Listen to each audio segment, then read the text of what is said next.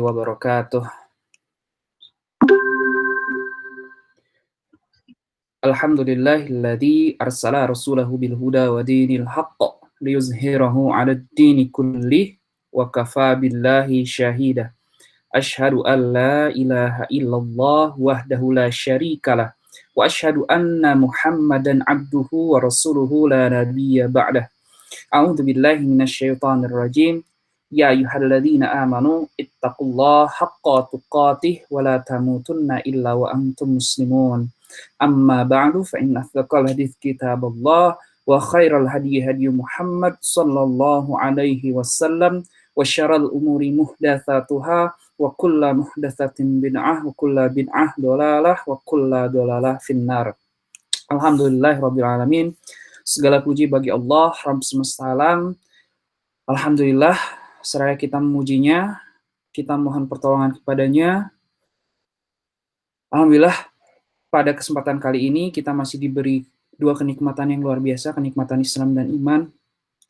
Semoga kita bisa bersyukur dengan dua kenikmatan yang tiada tara ini, yang tidak seluruh manusia mendapatkannya.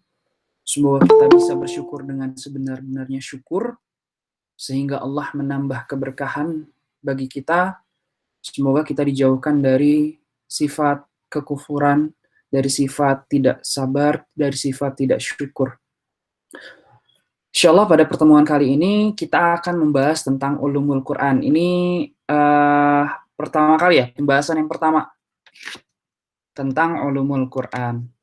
Nah, ini adalah mind map yang akan kita bahas di ulumul Quran, gitu ya. Apa yang harus kita ketahui tentang Al-Quran? Yang pertama tentang maknanya. Baru nanti kita bahas sebenarnya benarkah Al-Quran itu firman Allah atau bukan gitu. Nanti akan ada 3 pendapat dan kita mencoba untuk membahas satu persatu. Baru yang terakhir, yang kedua yang terakhir, bagaimana metodologi memahami Al-Quran, gitu ya. Nah, ada satu lagi, nanti kita akan bahas tentang asbabun nuzul. Insyaallah pada pertemuan kali ini kita akan sampai ke sana. Oke, jadi di pertama kita akan bahas tentang tafsir Quran. Quran itu apa? Tafsir itu apa? Gitu ya. Nah, pertama kita membahas tentang tafsir dulu. Tafsir itu berasal dari kata teman-teman bisa lihat juga dari fasara, yafsuru, fasran, dan fassarohu. Tuh ya, artinya menjelaskan. Ini diambil dari ayat Al-Quran. Salah satunya di surat Al-Furqan ayat 33. A'udzu billahi minasyaitonir rajim.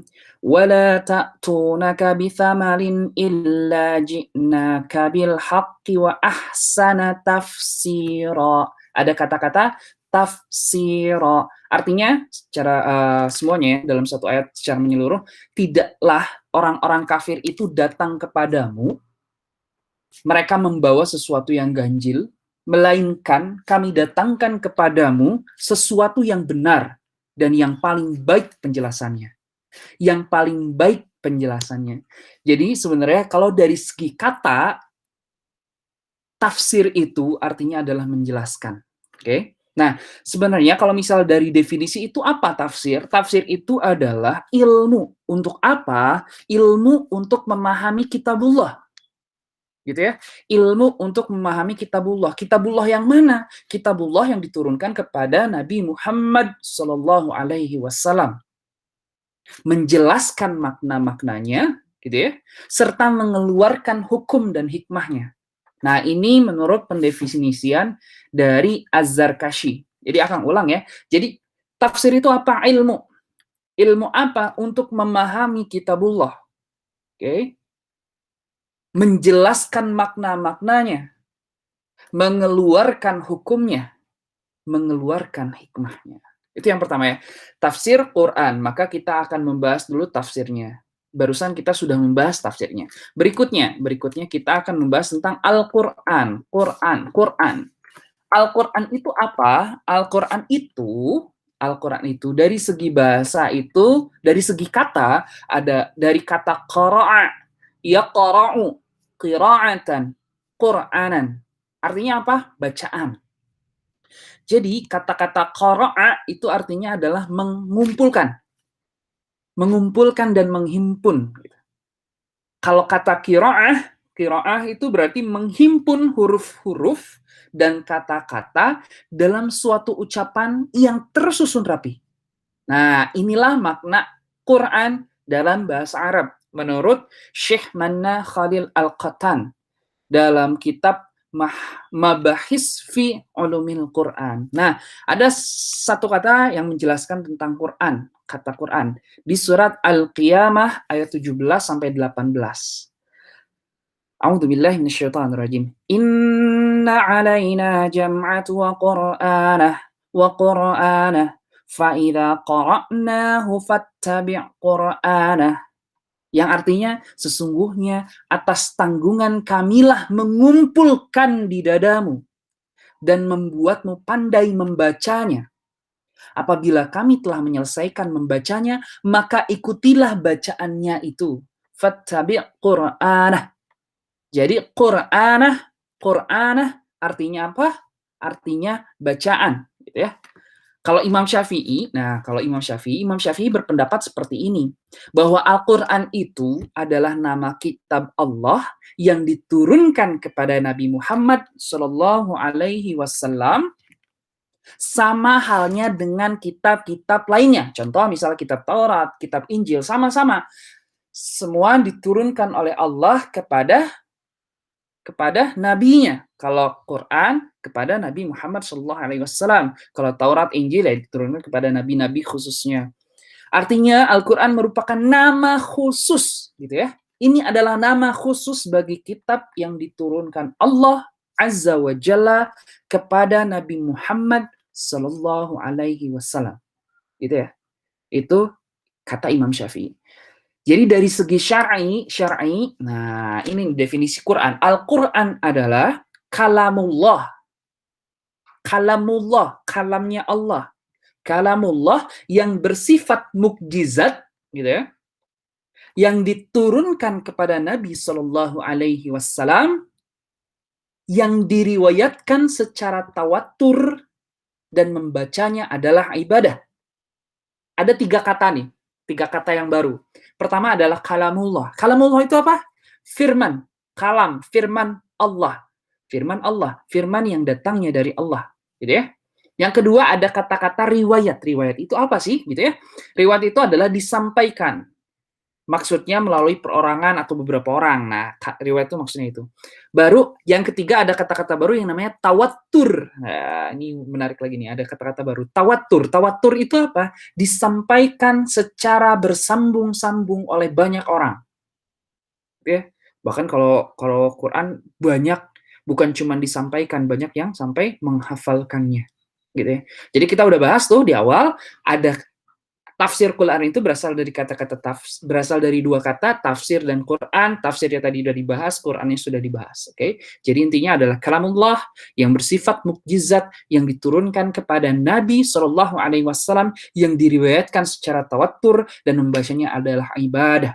Sedangkan tafsir, sekali lagi diulang, adalah ilmu untuk memahami kitabullah yang diturunkan kepada Nabi Muhammad SAW, menjelaskan makna-maknanya, serta mengeluarkan hukum dan hikmahnya. Oke.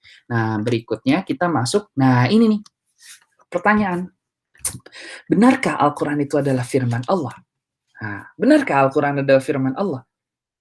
Jangan-jangan. Nah, di sini ada 3 pendapat. Ada 3 pendapat. Jadi pendapat kelompok yang pertama adalah Al-Quran buatan orang Arab, gitu ya. Al-Quran buatan orang Arab, karena memang ya Al-Quran ini memang diturunkan di tanah Arab, gitu ya. Dan yang kedua, ada kelompok orang yang berkata bahwa ada kelompok manusia yang berkata bahwa Al-Quran adalah buatan Muhammad. Muhammad bin Abdullah membuat Al-Quran, karena memang Muhammad bin Abdullah sering mengutipnya. Dan pendapat yang ketiga, Al-Quran itu memang datangnya dari sang pencipta langit dan bumi, Allah Azza wa Jalla. Nah, untuk sampai kepada pendapat yang ketiga, kita harus mematahkan pendapat yang pertama dan pendapat yang kedua. Bagaimana cara membantahnya? Nah, Allah Subhanahu wa taala bahkan di Al-Qur'an ini cara membantahnya. Ini yang dicontohkan oleh Al-Qur'an salah satunya. Allah Subhanahu wa taala telah menantang dengan jelas di dalam Al-Quran kepada orang-orang Arab pada saat itu untuk membuat satu atau beberapa ayat yang serupa dengan Al-Quran. Salah satunya di surat Al-Baqarah ayat 23. A'udzu billahi minasyaitonir rajim. Wa in kuntum fi raibin mimma nazzalna ala 'abdina fa'tu bi suratin min mithlihi من مثله وادعوا شهداءكم من دون الله إن كنتم صادقين. Allah berfirman, dan jika kamu tetap dalam keraguan tentang Al-Quran yang kami wahyukan kepada hamba kami, maksudnya Nabi Muhammad SAW, Allah berfirman selanjutnya, dilanjutkan dengan kalimat berikutnya, Buatlah satu surat saja yang semisal Al-Quran itu. Dan ajaklah penolong-penolongmu selain Allah jika kamu orang-orang yang benar. Jadi cara bantahan pertama yang diajarkan oleh Allah Azza wa Jalla kepada kita, dan pada orang-orang yang menentang, pada orang-orang yang berpendapat bahwa Al-Quran ini buatan orang Arab, gitu ya. Pertama ini. Yang kedua, di surat Yunus ayat 38. Am yaquluna iftarah Qul fa'tu bi suratin min mithlihi wad'u man istata'tum min dunillahi in kuntum shadiqin. Atau patutkah mereka mengatakan Muhammad membuatnya?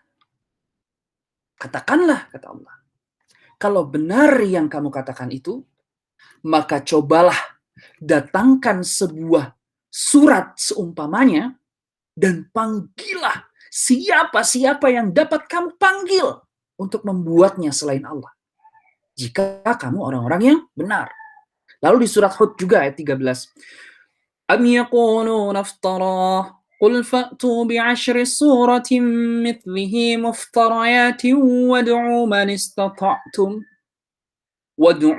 istata'tum min dunillahi in kuntum shadiqin. Bahkan mereka mengatakan Muhammad telah membuat Al-Quran itu. Katakanlah, kalau demikian, maka datangkanlah 10 surat-surat yang dibuat-buat yang menyamainya. Dan panggillah orang-orang yang kamu sanggup memanggilnya selain Allah, jika kamu orang-orang yang benar. Jadi seandainya Al-Quran bukan dari sisi Allah, pasti, niscaya mereka sanggup memenuhi tantangan ayat tersebut. Gitu ya. Dan memang pada saat dulu, gitu ya, orang-orang kafir pada saat itu mencoba menjawab tantangan Al-Quran tersebut dengan mengadakan pertemuan. Pertemuannya diikuti oleh para ahli sastra dan bahasa pada saat itu. Tapi usaha-usaha itu gagal. Kenapa? Ya karena yang dihasilkan ternyata sangat jauh dari Al-Quran. Bahkan akhirnya salah seorang tokoh sastra Quraisy namanya Walid bin Mughirah. Walid bin Mughirah akhirnya mengakui keunggulan Al-Quran yang tidak dapat disamakan dengan ucapan manusia, yang tidak dapat disamakan dengan kalam manusia. Ini kata-katanya nih.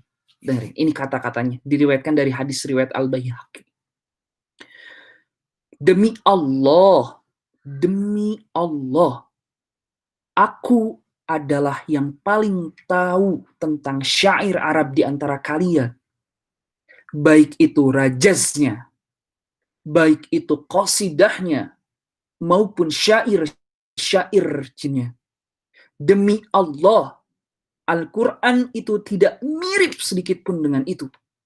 Dan demi Allah, ucapannya itu manis dan indah. Yang atasnya berbuah, yang bawahnya subur. Sungguh, dia itu tinggi, dan tak ada yang lebih tinggi daripadanya. Oke, jadi jelas, orang Arab pada saat itu tidak mampu menjawab tantangan Al-Quran. Dan jelas argumentasi pertama gugur dengan sendirinya. Katanya dibikin orang Arab. Bahkan orang Arab sendiri semua berkumpul, orang-orang ahli sastra, ahli bahasa. Ditantang tuh. Katanya itu adalah buatan orang Arab. Makanya mereka, wah tertantang, bikin. Dan akhirnya nggak mampu sama sekali untuk bikin yang semisal dengannya. Gitu ya. Untuk itu Allah menegaskan bahwa manusia maupun jin, Allah menjelaskan baik manusia maupun jin, kalau mereka bersatu, mereka tidak akan mampu membuat semisal dengan Al-Quran. Di surat Al-Isra ayat 88. A'udzubillahi minasyaitonir rajim. Qul la in ijtama'atil insu wal jinnu 'ala an ya'tu bimithli hadzal Qur'an أَيَّأْتُوا بِمِثْلِ هَذَا الْقُرْآنِ لَا يَأْتُونَ بِمِثْلِهِ وَلَوْ كَانَ بَعْضُهُمْ لِبَعْضٍ ظَهِيرًا. Katakanlah, sesungguhnya jika manusia dan jin berkumpul untuk membuat yang serupa dengan Al-Quran ini, niscaya mereka tidak akan dapat membuat yang serupa dengan dia, sekalipun sebagian mereka menjadi pembantu bagi sebagian yang lain. Udah jelas kan? Bahkan Allah menekankan di surat Al-Isra ayat 88 seperti itu. Oke, itu pendapat yang pertama. Pendapat yang kedua, nah otomatis berarti pendapat yang kedua ini pun gugur dengan sendirinya. Jelas kan? Karena orang-orang yang pintar di kalangan bangsa Arab sendiri nggak mampu membuat semisal dengan yang Al-Quran. Apalagi, tuh bold, apalagi seorang Muhammad bin Abdullah yang mereka sebutkan seperti itu, yang tidak bisa baca tulis. Hal ini pun diakui oleh orang Arab, bahwa Muhammad bin Abdullah tidak mampu membuat Al-Quran. Gitu ya. Tetapi, kata mereka, yang membuatnya adalah seorang pemuda Nasrani, kan? Mereka nggak habis ide tuh. Iya sih, nggak mungkin Muhammad bikin. Tapi yang bikin tuh pemuda Nasrani tuh. Siapa namanya? Jabr. Dan Muhammad belajar dari Jabr. Tapi Al-Quran ini dengan tangkas membantah pendapat ini. Langsung turun ayat. An-Nahl ayat 103. Setelahnya turun ayat An-Nahl ayat 103. A'udzu billahi minasyaitonir rajim. Walaqad na'lamu annahum yaquluna innama yu'allimuhu basharun lisanul ladzi yulhiduna ilaihi a'jamiyyun wa hadha lisanun arabiyyun mubin. Dijawab sama Allah. Dan sesungguhnya kami mengetahui bahwa mereka berkata, tuh langsung. Sesungguhnya kami mengetahui bahwa mereka berkata. Sesungguhnya Al-Quran itu diajarkan oleh seorang manusia kepadanya. Kepada siapa? Kepada Muhammad. Padahal bahasa orang yang dia tuduhkan, bahasa orang yang mereka tuduhkan bahwa Muhammad belajar kepadanya adalah bahasa Ajam. Sedangkan Al-Quran adalah dalam bahasa Arab yang terang. Langsung dibantah. Jadi jelas bahwa kemungkinan Al-Quran ini dibuat oleh Muhammad tidak dapat diterima oleh akal sehat. Tidak dapat diterima oleh pikiran yang jernih.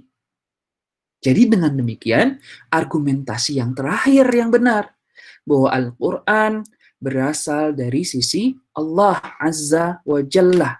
Di surat Yunus, sama ada di surat Al-Furqan. Akan bacain surat Yunus. A'udzu billahi minasyaitonir rajim. وَمَا كَانَ هَذَا الْقُرْآنُ أَنْ يُفْتَرَى مِنْ دُونِ اللَّهِ وَلَكِنْ تَصْدِيقَ الَّذِي بَيْنَ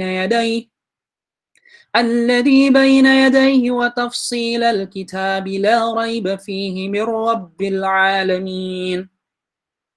Tidaklah mungkin Al-Quran ini dibuat oleh selain Allah. Akan tetapi, Al-Quran itu membenarkan kitab-kitab yang sebelumnya dan menjelaskan hukum-hukum yang telah ditetapkannya. Tidak ada keraguan di dalamnya. Diturunkan dari Tuhan semesta alam. Yang kedua di surat Al-Furqan. Qul anzalahu alladhi ya'lamu as-sirra fis samawati wal ardi innahu kana ghafurar rahima. Katakanlah, Al-Quran itu diturunkan oleh Allah yang mengetahui rahasia di langit dan di bumi. Sesungguhnya Dia adalah Maha Pengampun lagi Maha Penyayang. Ada lagi bukti lain pendukung kalamullah di surat, kalau lupa nih, di surat Rum. A'udzubillahi minasyaitonirrajim. Bismillahirrahmanirrahim. Alif Lam Mim. غلبت الروم في أدنى الأرض وهم من بعد غلبهم سيغلبون في بضع سنين لله الأمر من قبل ومن بعد ويومئذ يفرح المؤمنون. Alif Lam Mim. Telah dikalahkan bangsa Romawi di negeri yang terdekat, dan mereka sudah dikalahkan itu akan menang. Dan mereka yang sudah dikalahkan itu akan menang dalam beberapa tahun lagi. Bagi Allah lah urusan sebelum dan sesudah mereka menang. Dan di hari kemenangan bangsa Romawi itu bergembiralah orang beriman. Nah, ayat ini diturunkan di saat bangsa Romawi mengalami kekalahan dari bangsa Persia. Bayangin, ayat ini diturunkan di saat bangsa Romawi mengalami kekalahan dari bangsa Persia. Yang dari segi peluang, kalau lihat dari peluangnya, bahwa bangsa Romawi tidak ada harapan untuk menang. Tapi Allah Azza wa Jalla menurunkan suatu surat yang mengatakan bahwa bangsa Romawi lah yang akan menang. Dan akhirnya terbukti 9 tahun kemudian bangsa Romawi dapat mengalahkan bangsa Parsi. Jadi ketika bangsa Romawi dikalahkan, Allah mengatakan bahwa mereka dikalahkan di tempat yang paling rendah di muka bumi. Dan ternyata setelah diteliti pada saat ini nih, alat-alat ukur modern sudah bisa mengukurnya, dan akhirnya dinyatakan bahwa memang benar bahwa tempat mereka dikalahkannya bangsa Romawi adalah tempat terendah di permukaan bumi, yaitu di dekat danau Laut Mati. Masya Allah. Kalau Quran ini buatan manusia, bagaimana mungkin manusia bisa memprediksi masa depan? Bukan memprediksi, mengetahui masa depan. Bukan cuma memprediksi, bahkan tahu detail tentang masa depan. Oke, jadi jelas ya, bahwa ketika ini benarkah Quran itu firman Allah, dari sisi apapun, insya Allah bahwa benar adalah Quran adalah firman Allah. Jadi, kalau misalnya, ya itu juga, Akang waktu itu pernah cerita juga, ketika ada laut, yang kanan sama yang kiri itu yang kiri ya, tawar, yang kiri asin gitu ya. Ada satu sekat yang seakan-akan membatasi keduanya. Nabi Muhammad SAW tidak pernah ketemu laut itu. Tapi kenapa akhirnya di Al-Quran ada, dan ternyata terbukti ada, gitu. Nabi Muhammad tidak pernah keluar dari ranah itu. Ya kita lihat aja sejarah Nabi Muhammad. Nabi Muhammad kemana aja, ke tempat-tempat mana, ke kota-kota apa aja sih selama hidupnya. Nabi Muhammad pernah nggak sih keluar? Nggak pernah. Tapi kok Nabi Muhammad SAW bisa tahu itu? Ya karena memang Al-Qurannya adalah mukjizat. Nabi Muhammad pun nggak tahu, Allah yang ngasih tahu gitu ya. Oke. Nah, baru berikutnya. Ini sekali lagi udah dibahas sebenarnya di pertemuan-pertemuan awal KIT ya. Jadi udah kita bahas, kita review lagi aja lah. Metodologi memahami Al-Quran. Yang pertama itu adalah ayat ditafsirkan dengan ayat. Yang Akang suka jadiin contoh adalah surat Al-Fatihah. Siratal ladzina an'amta alaihim jalan orang-orang yang telah engkau beri nikmat. Nah, an'amta diartikan orang yang diberi nikmat. Kemudian kita bertanya, sok tanya kepada diri masing-masing. Siapa sih orang yang diberi nikmat? Nah, kalau kita nggak tahu, cuman pakai akal, ini nih, menafsirkan Quran nggak bisa serampangan. Kalau cuma sama akal, nikmat-nikmat masing-masing orang beda dong. Nikmat Akang, nikmat Ahsan, nikmat Novia, nikmat yang lain, teman-teman yang lain, beda semua. Misal Akang, kalau misalnya Akang nggak tahu, misal Akang bilang, nikmat tuh apa? Ya alhamdulillah pengennya dapat istri soleh, anak yang soleh, tempat tinggal yang besar, cukup besar gitu ya, yang bebas di rumahnya ada halaman luas, ya di rumah tuh istri nggak perlu khawatir untuk nggak usah ngelepas kerudungnya gitu ya, bener-bener ya udah lepas kerudungnya karena nggak akan ada yang orang-orang yang lihat kecuali keluarga sendiri gitu. Udah gitu punya kolam renang di sana, punya tempat, punya halaman buat berkuda, punya ada tempat buat bermana gitu ya. Udah gitu punya punya apa ya, punya mobil Lamborghini, Mercy semua ada di sana gitu. Bahkan parkirnya itu datang udah gitu langsung parkir bawah tanah sendiri. Wah, enak banget, sirkulasi udaranya enak, kerjaan enak gitu ya, semuanya enak-enak. Itu kalau dari definisi Akang. Kalau dari definisi teman-teman bisa jadi yang penting mah saya segera nikah gitu ya, dapat istri atau suami yang soleh gitu. Atau ada lagi yang penting mah saya mah bisa masuk ke ITB misalnya, bisa masuk Unpad misalnya, ada kan nikmat. Nah, jika nikmat itu kita artikan dan kita pahami dari definisi bahasa Indonesia. Tapi kan ini bahasa Arab. Makanya kita harus nyari dulu. Nyari apa? Nyari di ayat lain ada nggak yang ngobrolin tentang an'amta? Cari gitu. Apalagi zaman sekarang udah gampang. Mau nyari di Quran, mau nyari di Sunnah, kita tinggal ketik sesuatu, semua ayat yang berhubungan dengan, semua kata yang berhubungan dengan itu, maka langsung muncul. Nah, salah satu yang menjelaskan tentang ini adalah di surat An-Nisa. A'udzubillahi minasyaitonirrajim. وَمَن يُطِعِ اللَّهَ وَالرَّسُولَ فَأُولَٰئِكَ مَعَ الَّذِينَ أَنْعَمَ اللَّهُ عَلَيْهِمْ. Ada kata-kata ma'alladzina an'amallahu 'alaihim. Ya, sama. An'amta, an'amallah gitu ya.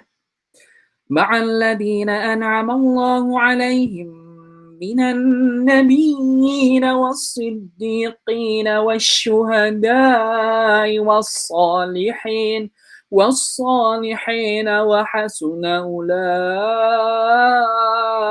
rafiqa. Artinya, dan barang siapa yang menaati Allah dan Rasul-Nya, mereka itu akan bersama-sama dengan orang-orang yang dianugerahi nikmat oleh Allah. Kan? Jadi kita tahu tuh, ada kata-kata an'amta, siratal ladzina an'amta, ada kata-kata an'amallah. Dua-duanya nikmat. Jalan yang engkau beri nikmat, jalan yang Allah beri nikmat. Di sini dibilangin, siapa menaati Allah dan Rasul-Nya, mereka itu bersama orang-orang yang dianugerahi nikmat oleh Allah. Oh, dapat benang merahnya. Jadi an'amta, orang-orang yang diberi nikmat itu siapa? Orang-orang yang menaati Allah dan Rasul-Nya. Siapa mereka? Golongan-golongan para nabi-nabi, para siddiqin, para orang yang mati syahid, dan orang-orang yang solih. Wa hasuna ulaika rafiqa, dan mereka itu adalah teman-teman, mereka itulah teman yang sebaik-baiknya. Jadi orang-orang yang diberi nikmat itu siapa? Para nabi, para shodiqin, para syuhada, para sholihin. Itu yang pertama, ayat ditafsirkan dengan ayat. Yang kedua, Al-Quran ditafsirkan oleh sunnah. Contoh di surat Al-Maidah ayat 6, akan juga contohnya suka ini terus nih.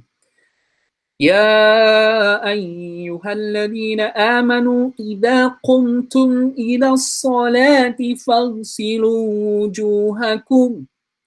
فاغسلوا وجوهكم وأيديكم إلى المرافق وامسحوا برؤوسكم. wamsahu bi ru'usikum wa arjulakum ilal ka'bain. Hai orang-orang yang beriman, apabila kamu hendak mengerjakan sholat, maka apa yang dilakukan pertama? Basuhlah mukamu dan tanganmu sampai siku, dan sapulah kepalamu dan basuh kakimu. Surat Al-Maidah. Nah, di ayat ini apa? Ayat ini Allah memerintahkan kita untuk berwudu. Wudunya apa? Membersihkan anggota wudu. Hanya apa? Ya cuma muka, telapak tangan sampai siku, kepala, kaki, sampai mata kaki. Udah. Tapi, kenyataannya, kita wudu mengusap telinga juga. Kita wudu kumur-kumur juga. Kita wudu mengisap air ke hidung juga. Nah, dari mana itu? Di Quran nggak ada yang menjelaskan tentang itu.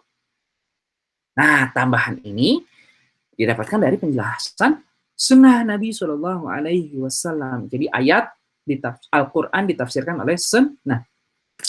Yang akan baca artinya aja ya.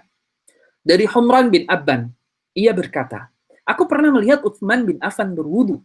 Kemudian ia menuangkan air kedua telapak tangannya. Wudu menuangkan air kedua telapak tangannya, lalu mencucinya 3 kali, gitu ya. Setelah itu ia berkumur, kemudian ia menghisap air ke hidung, gitu langsung. Kemudian ia membasuh muka sebanyak 3 kali, selanjutnya membasuh tangan sampai siku sebanyak 3 kali, tangan kiri percis ketika membasuh tangan kanannya. Setelah itu ia mengusap kepala, gitu ya, lalu membasuh kaki kanannya 3 kali, kaki kirinya 3 kali. Kemudian Utsman berkata,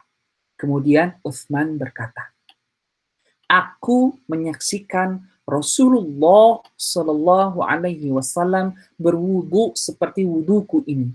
Lalu beliau Shallallahu Alaihi Wasallam bersabda, man tawaddo'a nahwa wudu'i hadza thumma shalla rak'atain la yuhaddithu fihi ma nafsahu ghafarallahu lahu ma taqaddama min dzambih.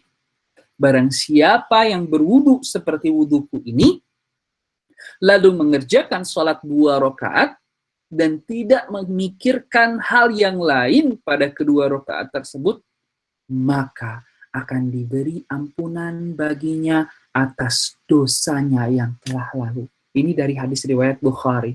Kalau dalam riwayat lain, setelah Rasulullah mengusap kepalanya, lalu beliau memasukkan kedua jari telunjuk di kedua telinganya, kemudian ia usapkan ke kedua telinganya itu, gitu ya.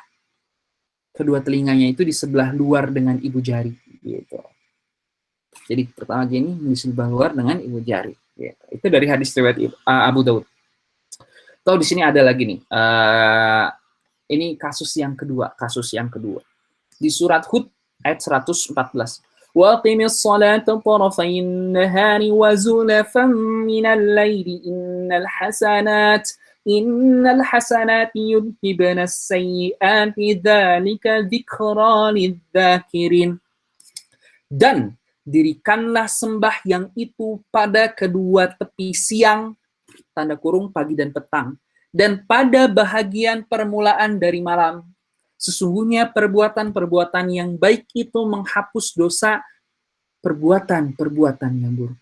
Itulah peringatan bagi orang-orang yang ingat. Nah, justru di ayat ini, kedua tepi siang dan pada bagian permulaan malam. Di ayat ini, sholat itu cuma 3 waktu. Kedua tepi siang, pagi dan petang, zuhur dan asar. Kedua tepi siang, tanda kutip ya, berarti zuhur, asar. Dan pada bagian permulaan daripada malam maghrib. Jadi cuma zuhur, asar, maghrib. Nah, ada hadis lagi, hadis riwayat Bukhari dan Muslim untuk menjelaskan ini. Di ayat yang tadi cuma 3 waktu. Kalau kita cuma pakai ayat doang, ini cuma 3 waktu. Ya, akan tekan. Nah, berikutnya ada di hadis nih. Sesungguhnya telah datang seorang Arab Badui dengan rambut yang kusut kepada Nabi Shallallahu Alaihi Wasallam. Jadi tiba-tiba ada Arab Badui datang kepada Nabi Muhammad Shallallahu Alaihi Wasallam, bahkan rambutnya kusut. Lalu ia bertanya kepada Rasulullah Shallallahu Alaihi Wasallam, ya Rasulullah Shallallahu Alaihi Wasallam, kabarkanlah kepadaku Salat fardu apakah yang difardukan oleh Allah atas diriku? Maka Rasulullah Shallallahu Alaihi Wasallam menjawab, salat 5 waktu, kecuali jika engkau mau menambahnya dengan salat sunnah. Ini dari hadis riwayat Bukhari dan Muslim. Di surat An-Nisa. Ada lagi di surat An-Nisa. Apabila kamu berpergian di muka bumi, maka An-Nisa ayat 101. Apabila kamu berpergian di muka bumi, maka tidaklah mengapa kamu mengkosor sembahyangmu. Jika kamu takut diserang orang-orang kafir, sesungguhnya orang-orang kafir itu adalah musuh yang nyata. Ini kasus yang baru. Jadi, kalau kamu berpergian, tidak mengapa kamu mengkosor sholat jika kamu takut diserang orang kafir. Oke? Jelas kan ayatnya? Nah, berikutnya tiba-tiba pada saat zaman Rasulullah SAW, bukan, pada saat zaman Umar bin Khattab, bukan pada saat, punten, Akang nggak tahu ini pada saat Rasulullah sedang ada atau sudah tiada. Tapi ceritanya gini, Abu Ya'la ibnu Umayyah berkata, saya pernah bertanya kepada Umar bin Khattab tentang ayat Laisa alaikum jinahun an taqsuru minas salati in khiftum ayyaftinakum alladhina kafaru. Sedangkan orang-orang sekarang tuh udah aman. Kan di ayat itu boleh mengkosor kalau takut diserang. Nah, kan sekarang sedang aman, sudah aman gitu. Sedangkan sekarang orang-orang telah aman.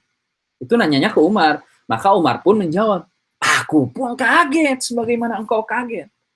Lalu saya bertanya kepada Rasulullah SAW mengenai hal itu. Dan beliau menjawab, itu adalah sedekah yang dengannya Allah bersedekah atas kalian. Maka terimalah sedekahnya. Bayang ya? Jadi di ayat itu menyebutkan bahwa kamu boleh mengkosor jika takut diserang. Jelas tuh. Cuman boleh kosor kalau takut diserang. Tapi apakah bertentangan? Ya bukan. Ini menjelaskan bahwa nggak apa. Justru sekarang itu adalah sedekah. Maka terimalah sedekahnya. Nah, Abu Hanzalah berkata, aku bertanya kepada Umar tentang salat safar, beliau menjawab 2 rakaat. Aku bertanya lagi bagaimana dengan firman Allah yang tadi, sedangkan kami sedang keadaan aman. Beliau menjawab sunnah Rasulullah SAW dari hadis riwayat Ibnu Abi Saibah. Nah, selagi keterangan dari Rasul tidak dianulir oleh wahyu, bold ya, selagi keterangan dari Rasul tidak dianulir oleh wahyu, maka ia akan legal sampai hari kiamat. Contoh, keterangan yang dianulir oleh wahyu. Di surat At-Tahrim, mungkin teman-teman udah tahu, di surat At-Tahrim ayat 1. Ini contoh yang dianulir, gitu ya. Logikanya, kalau ada ayat lain ketika Rasulullah bilang, ternyata dianulir oleh Allah, Allah bilang, tapi Rasul berkata yang lain, gitu ya. Nah, ketika memang salah penafsirannya, pasti Allah langsung menganulir. Salah satu contohnya di surat At-Tahrim ayat 1 ini. Ya ayyuhan nabiyyu lima tuharrimu ma ahallallahu laka tabtaghi mardata azwajika wallahu ghafurur rahim. Hai Nabi, mengapa kamu mengharamkan apa yang Allah menghalalkan bagimu? Kamu mencari kesenangan hati-hati istrimu, dan Allah Maha Pengampun lagi Maha Penyayang. Asbabun nuzul. Nah, ini nih. Nanti kita bahas.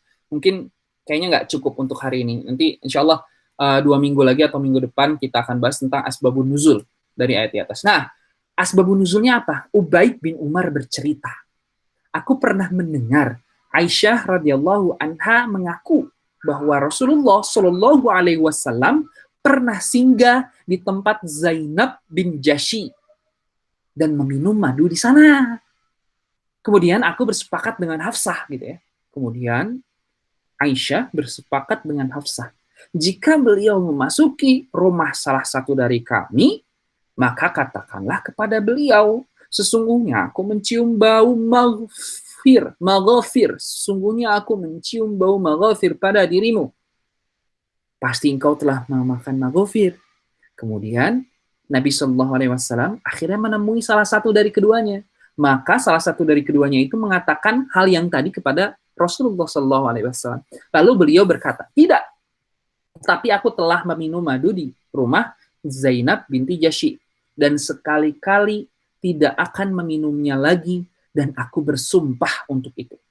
Karenanya, janganlah engkau memberitahukan hal itu kepada siapapun. Hadis riwayat Bukhari. Kemudian turun ayat At-Tahrim tadi. Nah, ini salah satunya.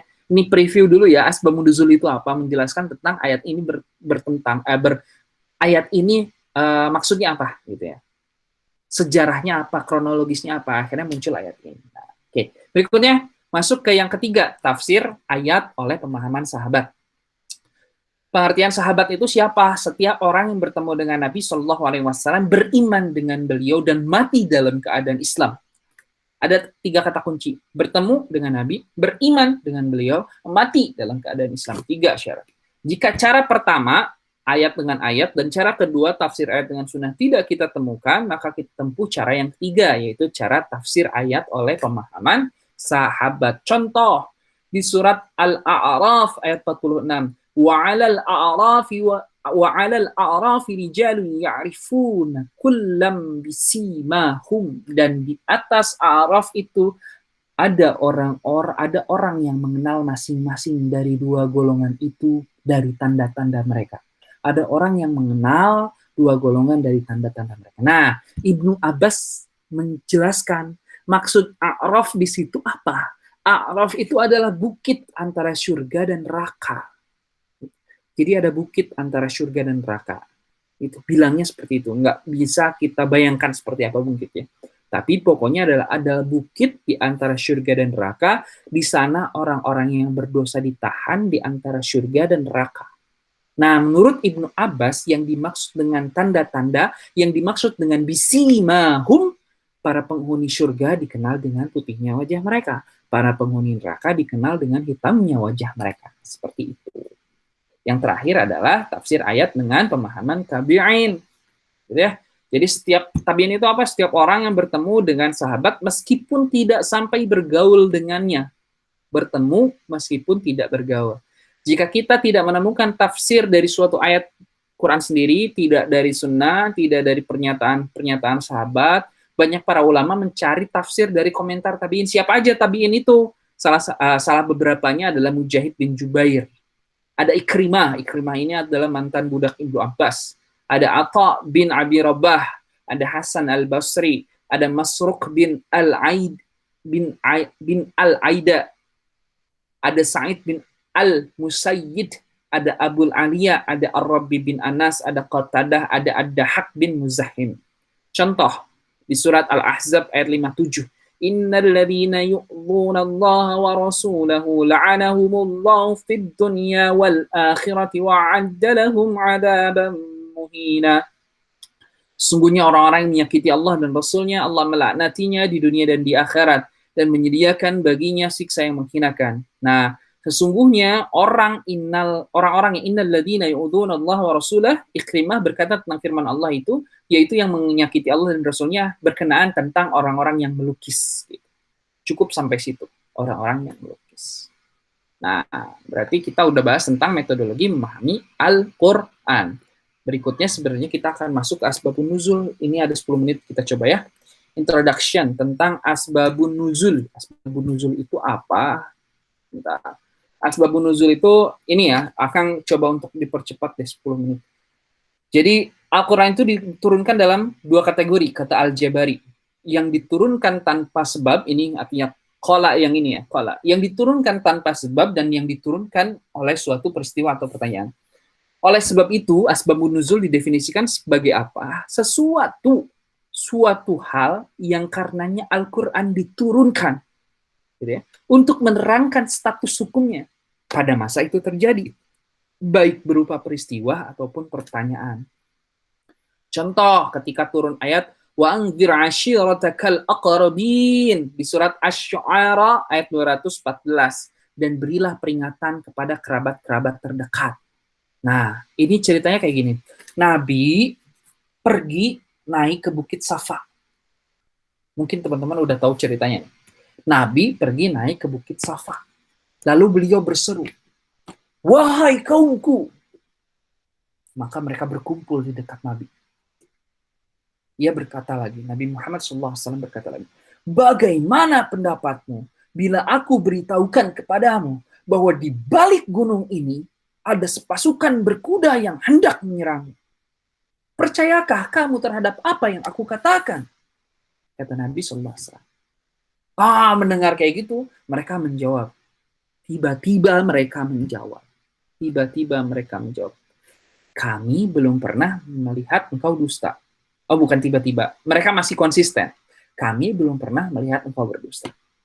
Jadi pada saat dibilang, kalau misalnya di balik gunung ini ada sepasukan kuda yang menjawab, kami menyerangmu. Jadi di balik gunung ini ada pasukan kuda yang akan menyerang kita. Percayakah kamu kepada aku? Kata mereka, kami belum pernah melihat engkau berdusta. Dan Nabi melanjutkan, aku memperingatkan kamu terhadap siksa yang pedih. Ketika itu langsung Abu Lahab berkata, celakalah engkau. Apakah engkau mengumpulkan kami hanya untuk urusan ini? Lalu ia berdiri. Maka turunlah surat Tabbat yada abi lahabi wa tab. Binasalah kedua tangan Abu Lahab dan sesungguhnya dia akan binasa. Bila Rasulullah SAW ditanya tentang sesuatu, maka turunlah ayat Quran yang menerangkan tentang hukumnya. Nah, hal itu seperti ketika Khawlah bin Salabah dikenakan zihar. Jadi ada suami mengatakan pada istrinya, engkau bagaikan seperti punggung ibuku, gitu ya. Oleh suaminya. Suaminya siapa namanya? Aus bin Samit. Lalu ia datang kepada Rasulullah SAW mengadukan hal itu. Aisyah berkata, Maha suci Allah yang pendengarannya meliputi segalanya. Aku mendengar ucapan Khawlah bin Sa'labah itu, sekalipun tidak seluruhnya. Ia mengadukan suaminya kepada Rasulullah SAW. Katanya seperti ini. Ya Rasulullah, suamiku telah menghabiskan masa mudaku dan sudah beberapa kali aku mengandung karenanya. Sekarang setelah aku menjadi tua dan tidak beranak lagi, lalu ia menjatuhkan zihar kepadaku. Ya Allah, sesungguhnya aku mengadu kepadamu. Aisyah berkata, tiba-tiba Jibril turun membawa ayat Al-Mujadilah ayat 1. Akang baca artinya. Sesungguhnya Allah mendengar perkataan wanita yang memajukan gugatan kepada kamu tentang suaminya dan mengadukan halnya kepada Allah. Dan Allah mendengar soal tanya jawab antara kamu berdua. Sesungguhnya Allah Maha mendengar lagi Maha melihat. Jadi itu ada langsung ayat yang emang diturunkan karena ada suatu peristiwa. Tapi tidak semua ayat Al-Quran diturunkan karena timbul suatu peristiwa atau kejadian gitu. Nggak semua timbul karena suatu peristiwa atau kejadian. Ya. Nah, tapi ada di antara Quran yang juga diturunkan sebagai permulaan tanpa sebab mengenai akidah, iman, kewajiban Islam, syariat Allah dalam kehidupan pribadi maupun kehidupan sosial. Gitu. Ya. Nah, apa pentingnya asbabun nuzul? Ini masih ada waktu ya. Apa pentingnya asbabun nuzul? Nah, yang pertama, apa faidahnya? Kita tahu hikmah.